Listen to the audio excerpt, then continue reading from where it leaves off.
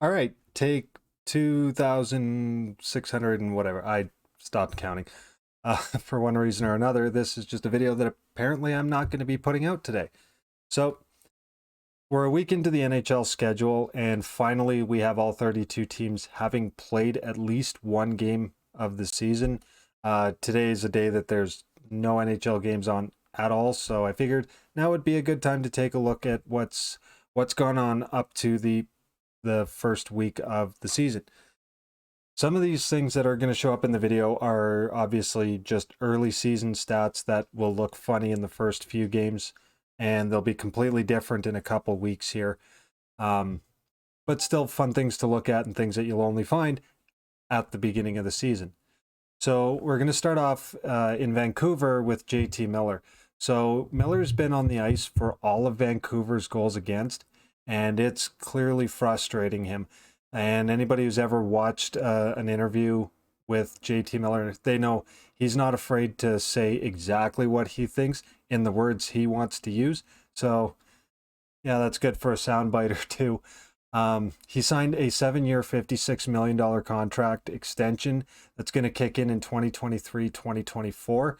And he wants to have a good season this season and help him walk into the next contract with some confidence to boost his point totals.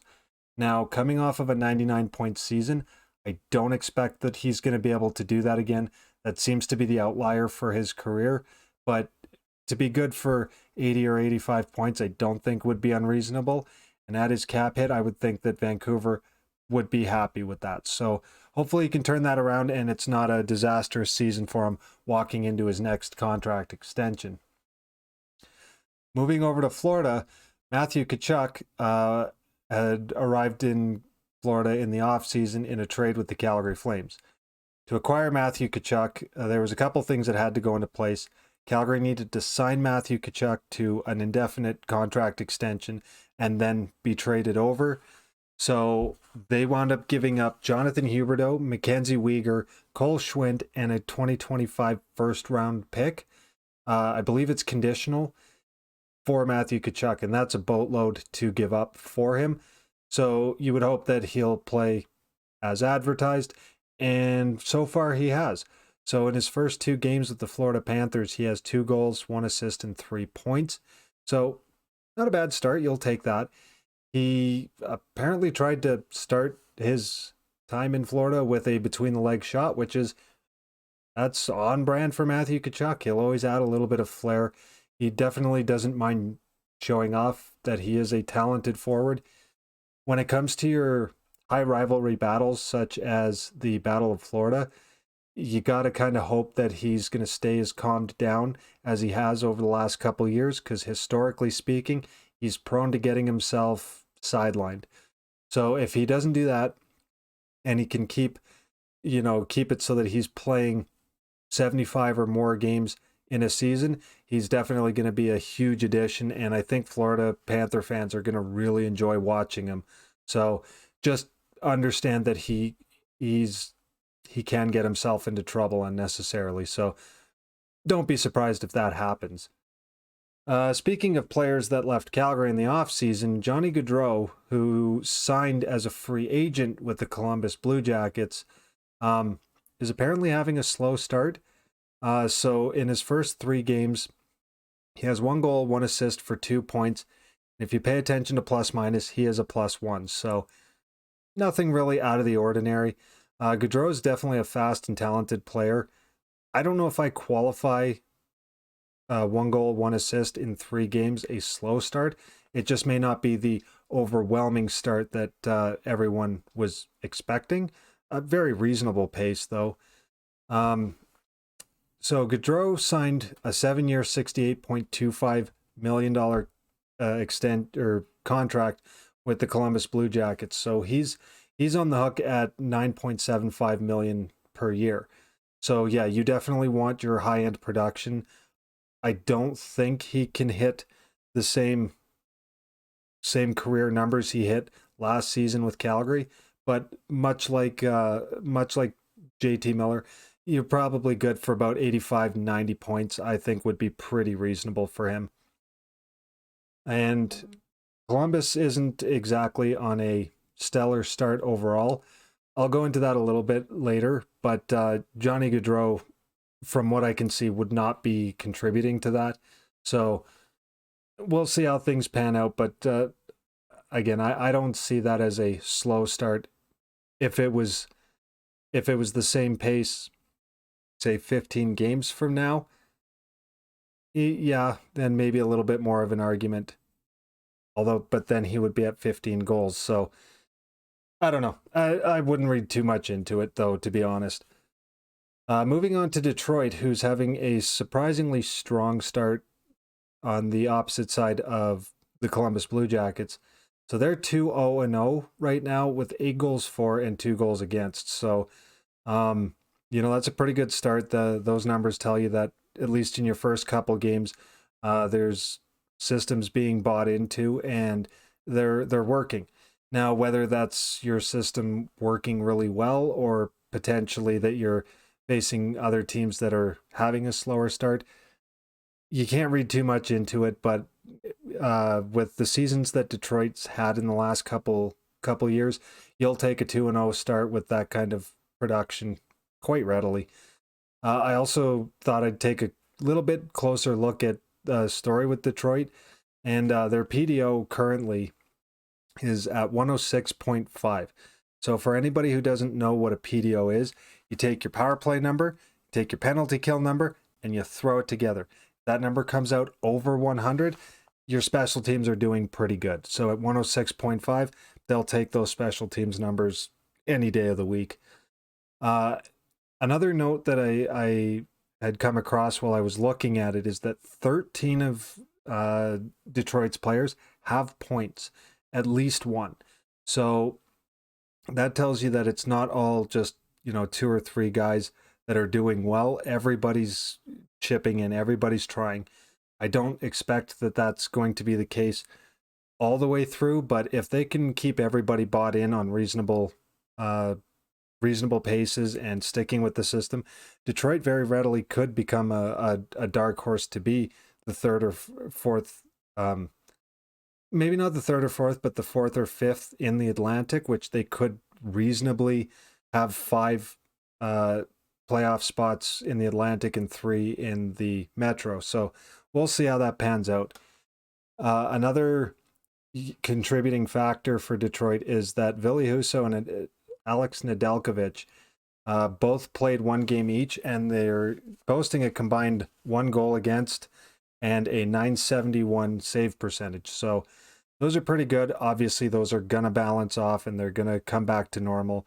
But that shows that they are playing well to start the season, and a good start is going to go a long way towards the end of the season. If you're still in contention with a playoff spot, the early starts can make all the difference. The one thing that I did note that they're probably going to want to address a little sooner than anything else is that they are averaging 35 shots per game. Your league average is, I believe, about 30 or 30.5. So if you can bring down your shots against by 4 or 5 per game, it doesn't sound like a lot, but over the remaining 80 games in the schedule, it will make a huge difference and can take a lot of the pressure off the goaltenders. So I would think they'll address that, but honestly, it sounds like they're doing good to start right away. So take that as a win, Detroit fans, and we'll see how things are looking towards the 25 game mark. On to Calgary. So as I noted before, Matthew Tkachuk and Johnny Gaudreau are lost in the offseason. One to a trade, one to a free agent signing. And then Calgary turns around and takes Sean Monahan and ships him all the way off to Montreal. Now, I remember for a long time that Gaudreau, Monahan, Tkachuk, those were your core guys. That's what you were building your team around. If the team was going to live or die on these 3 players. So when you have an off season where poof, all 3 are gone, you've now lost your core. For all reasons, Calgary fans at first were A, mad, and B, very worried, and understandably so. Then Brad Treliving comes out of nowhere, says, I'm just going to I don't know, called in favors or just hypnotized or whatever magic he did, and he managed to rebuild the core around a different set of guys. And if he hadn't made the changes he had, you'd be scared for where Calgary's going to be sitting, but not so much. So with Huberdeau, Uyghur, and Kadri being the newest additions to the team, um, they definitely look much improved. For my money, the roster does look like a better team than it did last year. I would argue I don't think it's as much better as a lot of people are giving it credit for, but it does look improved. So we'll see how that goes. But in the first couple games, between the three new guys, they have 1 goal and 5 assists. When you consider that Calgary's offense so far has been 6 goals and 13 assists, they're accounting for a good portion of it. So you can't really complain with their early production, and we'll see how they're going towards the 2025 game mark. But Calgary traditionally does not start well. They lost their season opener every year since 2009, and then that narrative changed this year. So they won their opening game. Then to follow it up just for good measure, they went up to Edmonton for game 2 and won the first game of the Battle of Alberta. So they're coming off of a little bit of swagger and going, hey, things are looking a little bit different and we're starting a little stronger. And that's definitely one of the things Calgary fans have wanted to see for a long time, is a stronger start so you've got less questions later in the season. Now, part of the reason for that is 14 players with Calgary in those 2 games have at least 1 point. Michael Stone is one defenseman of note, so he leads all the defensemen on the team in points with 2 goals, 1 assist for 3 points, and is a +2. Again, if you pay attention to that stat.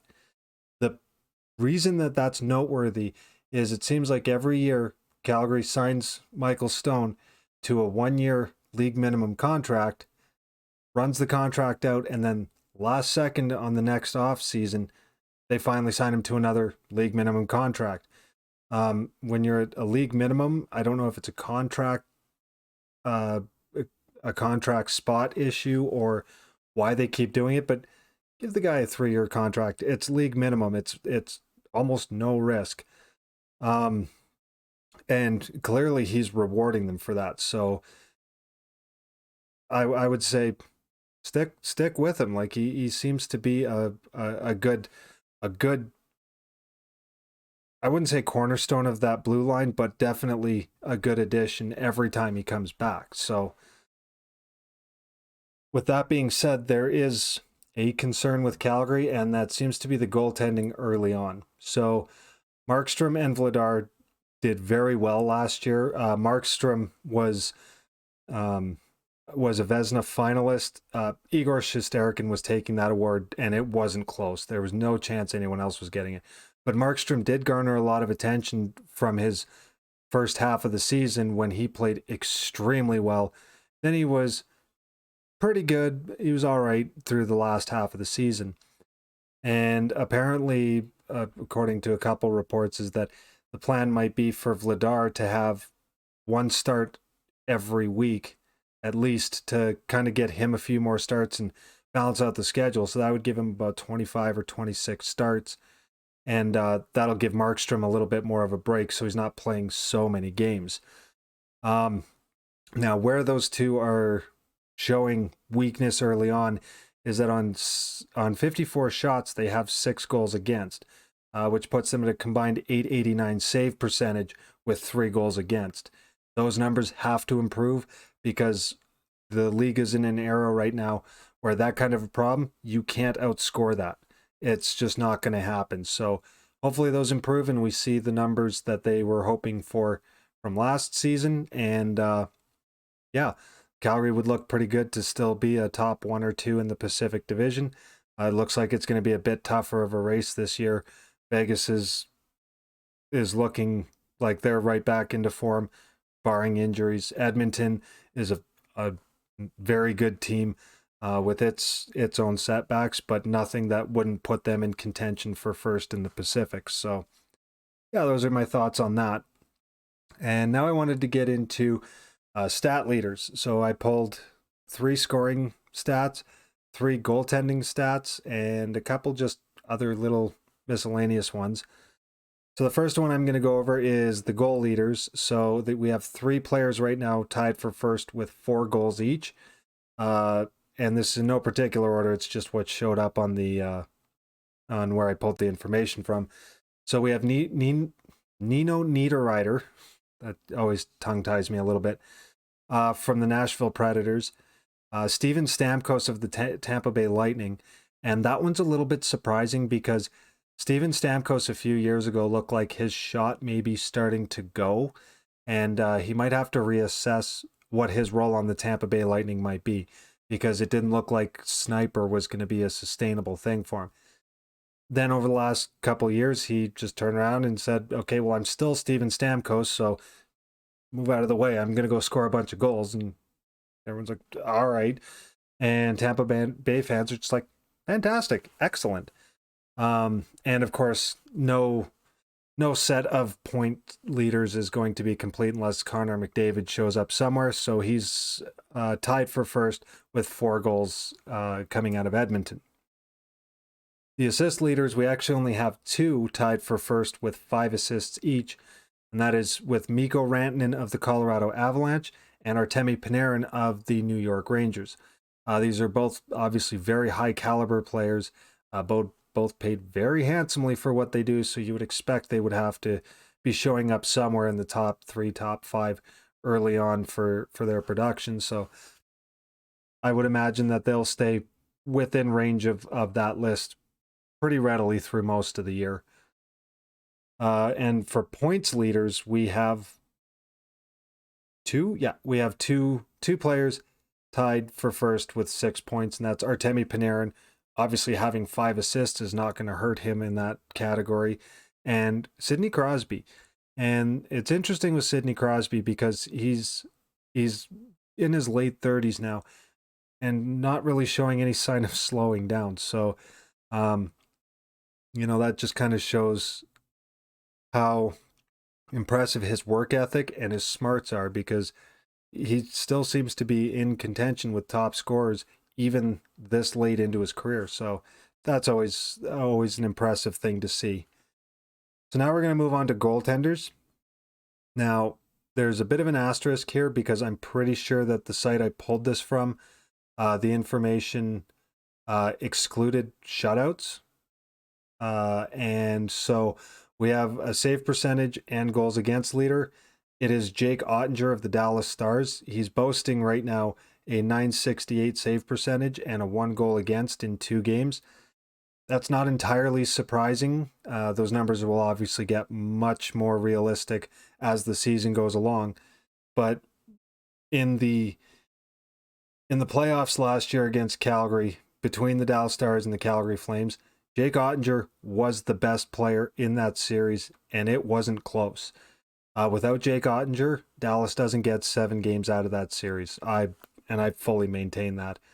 The fact that it came down to one just really nice goal by formerly mentioned Johnny Gaudreau. It was sharp angle, just take a shot, see if it goes in, and it beat him. And I think this year Jake Ottinger is going to try and keep his production where it left off in the offseason last year.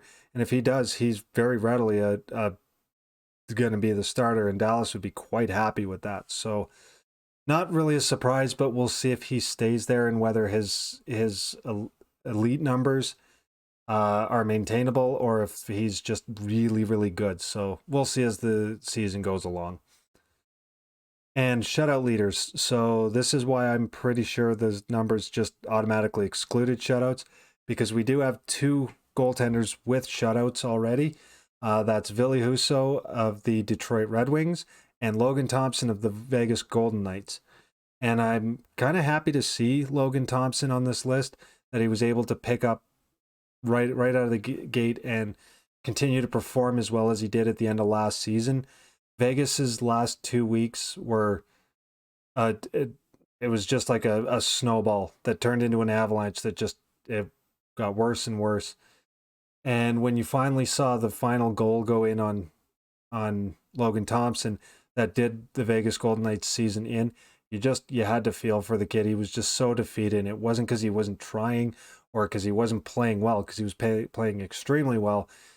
And now he's taking that momentum and trying to carry it into this season and be the number one guy in Vegas. So hopefully he continues to do well, and we'll see where he pans out versus other goaltenders here in about the 20 game mark. So yeah.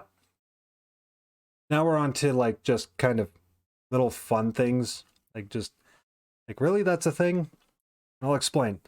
So we have a tie for the most power play goals currently. One of them is Connor McDavid, so he has 3 power play goals out of 4. So, I mean, he's got to feel pretty good about that. But he's tied with Valeri Nichushkin of the Colorado Avalanche. And Valeri Nichushkin, when he first came into the league and he was playing in Dallas, it wasn't working. He wasn't looking like a top end forward or anything like that, and it basically slowly moved him over to a European league. Then he spends, I think it was a year or 2 over there. Then he comes back with the Colorado Avalanche and just has this kind of resurgence, and all of a sudden he's the player that you were more expecting to see when he first came into the league. And now he's got 3 power play goals in, I think it's 2 or 3 games. I can't remember how many Colorado has. Now, that's going to change, but the fact that at any point Valeri Nichushkin is in the same conversation as Connor McDavid as far as a scoring pace, that's weird. I like it and I'm happy for him, but that's weird. So now I want to talk about a few player spotlights that kind of stood out while I was looking into some of these things. Arizona was not expected to have a good season, and it feels like it's going to be exactly as billed.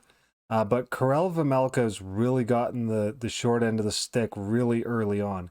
So he's played 2 games. He's 0-2-0, and he's currently holding a 5.54 goals against average and an 844 save percentage. Sorry, 884. That's not good. That's indicative of a player that typically you'd be looking at under normal circumstances. That's maybe a player that needs conditioning in the AHL or going back down to the junior league if that's an option for them. But then I kept looking further, and it's not entirely his fault. So on 95 shots against, he's let in 11 goals. Now that's across 2 games. So per game, he's seeing 47 shots, or 48, comes out somewhere like that, per game. And your league average is about 30 or 30.5. So he's facing an inordinate amount of shots, and it's clearly not going well. So when you break that all down, it basically looks like the defense is yard sailing in front of him and just going, yeah, let the offense tee up wherever they want, however they want to, because that's the only way you get numbers like this. Hopefully they get that figured out and it doesn't negatively impact him for too long. But those are the kind of numbers that if they don't improve and a goalie gets strung out like that, they can find themselves getting pushed out of the league pretty quickly. So hopefully that's not the case. I like Karel Vejmelka. I don't bill him as an elite or top 10 goaltender, but definitely a good goaltender. And I hate to see that happen to any goalie, to be honest. And next up, we have Matty Beniers for the Seattle Kraken. So Matty Beniers made his debut for a few games at the end of last season for the Seattle Kraken, and he looked good, and everybody was understandably excited to see, where he's at, where his development is at. And for having that faith, he's done pretty well in his first few games of the season. So at 3 games played, he has 1 goal, 3 assists, and 4 points. He's a -1, but that's not uncommon with younger players. Again, a lot of people ignore the stat altogether.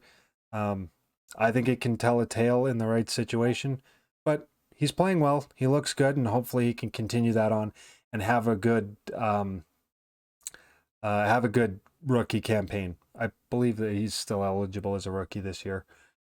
But I don't know why this kind of snuck in the wrong order. But I want to I want to look at penalty minutes. I initially was going to ignore it altogether, but as I was doing my research, I looked at who the two leaders are for penalty minutes and went, that's a weird stat that you're only going to see at the beginning of the season. So with 12 penalty minutes, we have a tie between two players for most penalty minutes, and that's between Matt Duchene of the Nashville Predators and Andreas Athanasiou in Chicago. And they've played 4 and 3 games respectively. Now, obviously, on that pace, that is an extraordinarily high amount of penalties. I imagine that that's just a shaking off the first couple games of the season, and they'll go right back to form. Kind of like what's a good example? Too many men on the ice calls during line changes. You see a lot more of those penalties at the beginning of the season than you do towards the end of the season. So, yeah, weird outlier. Again, you'll only catch that at the beginning of the season, but I thought it was funny. Matt Duchene and Andreas Athanasiou are the goons of the league right now, so that kind of made me chuckle. And for the last player spotlight, I pulled this stat. So the league leader for shorthanded goals right now is sole possession of Sam Lafferty in Chicago. So he has 2 shorthanded goals in 3 games played. And I was like, I've heard of Sam Lafferty, but who? So I went and took a look, and this is why this kind of stood out and why I had to throw this in here. So for anybody not aware of Sam Lafferty, he was a 2014 4th round pick of the Pittsburgh Penguins, 113th overall. So not exactly extraordinary billing for this guy. This season, he has 3 games played, 2 goals, again, the 2 shorthanded ones, 1 assist for 3 points. What's impressive is that he has a 40 shot percentage. So that's pretty good. He'll take that anytime. And again, I know these stats are early and everything will balance back out, but it's fun to see at the beginning of the season.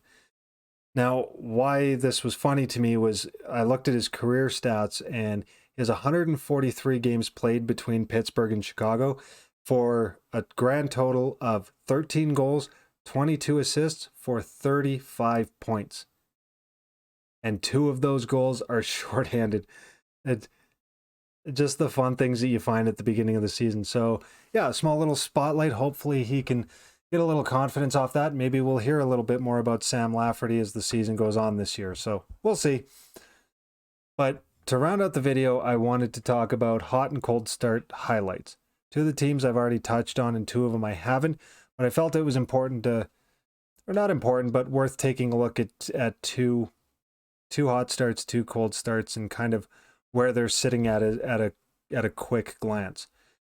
So the first one that I'm going to talk about, just because I've already talked about them before in the video, the Columbus Blue Jackets. So I had said that Columbus is on a slow start, and it's not really looking great out of the gate.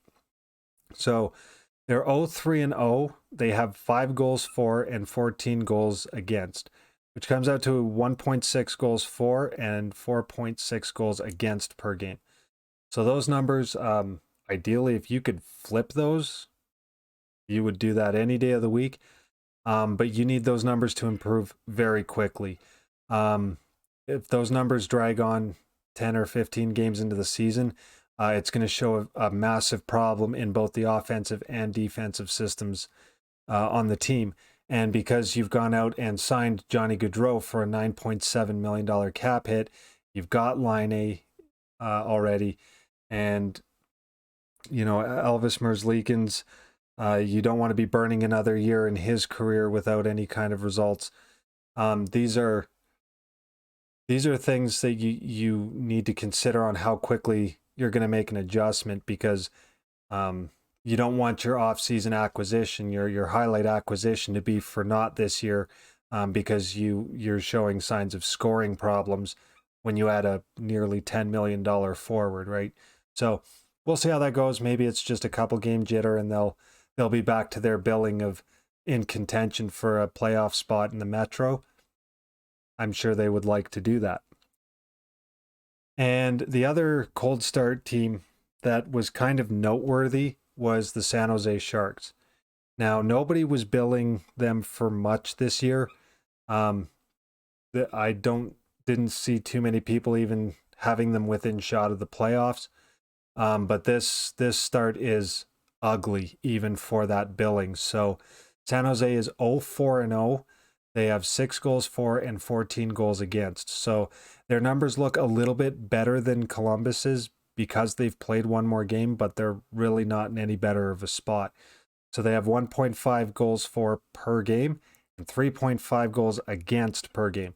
Again, those are numbers that you really want to improve. I still don't see San Jose making improvements to be within playoff contention, but if you want to at least be competitive to some degree this year, you have to figure those out. And even a few games into the season, that tells you you've got a problem to resolve quickly so that you can at least try to improve. Again, it was noted that San Jose is denying they're in a rebuild, but their first 4 games into the season, it looks pretty contradictory to that. So we'll see how that goes. And we're going to end this off with 2 positive starts, 2 hot starts. Again, the first one on this I had already touched on, and that was Detroit. So at 2 games played, they're 2-0-0. They have 8 goals for and 2 goals against. So when you're scoring 4 goals for per game and 1 goal against per game, that means that you've got some things working in your favor. The last couple seasons for Detroit really says even if this is short-lived, they'll take it because it shows that something is working, and it may just be small adjustments early on in the season. But it's nice to see that there's something good for Detroit fans to latch on to early in the season and kind of, keep everybody's spirits up as we get into the 10, 15, 20 game marks. And Pittsburgh. So Pittsburgh's on another good start. So they've only played 2 games. They have 2 wins. For Pittsburgh, that's not really a hot start, I guess.